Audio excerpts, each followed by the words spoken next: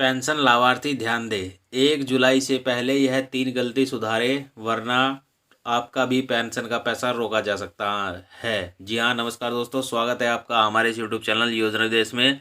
दोस्तों, अगर आप दिव्यांग पेंशन, विधवा पेंशन या वृद्धावस्था पेंशन के लाभार्थी हैं तो यह वीडियो आपके लिए है। और वह कौन से काम हैं, जो कौन सी गलती है जो आपको 1 जुलाई से पहले सुधार लेनी चाहिए, नहीं तो आपका भी पेंशन का पैसा रोका जा सकता है। हम आपको इस वीडियो में पूरी जानकारी देंगे, तो आप वीडियो में लास्ट तक बने रहिए। तो चलिए वीडियो को स्टार्ट करते हैं। 1 जुलाई 2022 से पेंशन का लाभ लेने वाले लाभार्थियों को बड़ी समस्या का सामना करना पड़ सकता है। लाखों की संख्या में ऐसे पेंशन लाभार्थी हैं जिन्हें अभी तक उनके खाते में पेंशन का पैसा नहीं मिला है।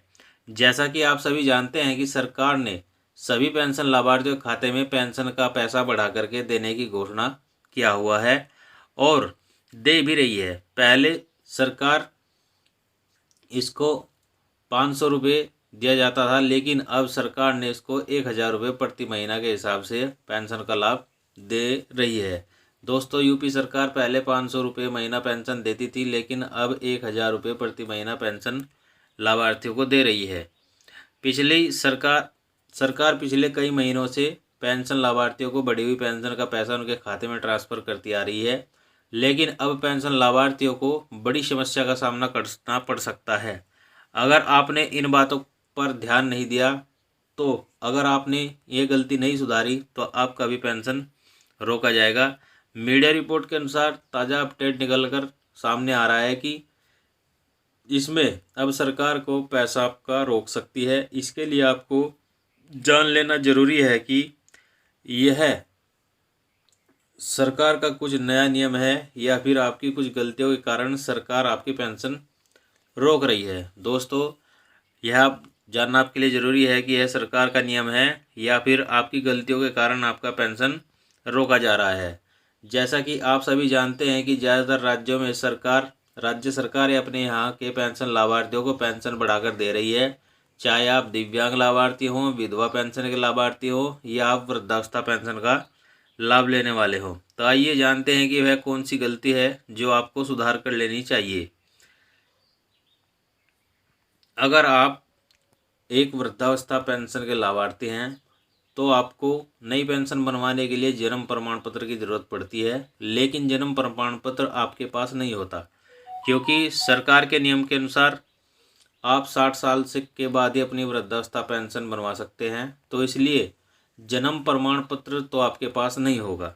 अगर आपके बड़े बेटे की या बेटी की आयु 40 वर्ष से ऊपर है तो आप उनका जन्म प्रमाण पत्र दे सकते हैं। दोस्तों, जैसा कि आप वृद्धावस्था पेंशन बनवाते हैं तो आपको जन्म प्रमाण पत्र की ज़रूरत पड़ती है, लेकिन जन्म प्रमाण पत्र तो आपके पास नहीं होता, क्योंकि 60 साल के बाद ही यह पेंशन बनती है।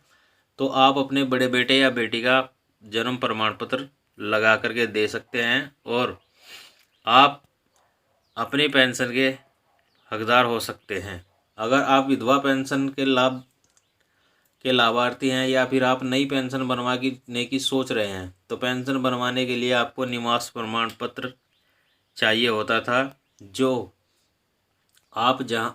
आपकी जहाँ पर शादी हुई है आप वहीं का निवास प्रमाण पत्र देते थे, लेकिन आपको वहाँ का प्रमाण पत्र नहीं देना है। आपको जहाँ आपका मायका है वहाँ का प्रमाण पत्र देना होगा, तभी जाकर के आपकी पेंशन बनेगी।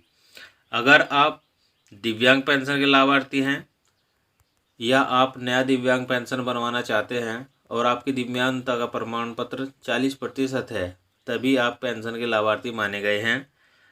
इससे कम का आपका दिव्यांगता का प्रमाण पत्र आपको पेंशन नहीं बनेगा। सरकार की तरफ से इसे कम करने की बातें सामने आ रही हैं। दोस्तों, जैसे कि आप जानते हैं कि 40% से कम लोगों का पेंशन नहीं बनता है अगर आपकी दिव्यांगता का प्रमाण पत्र 40% है।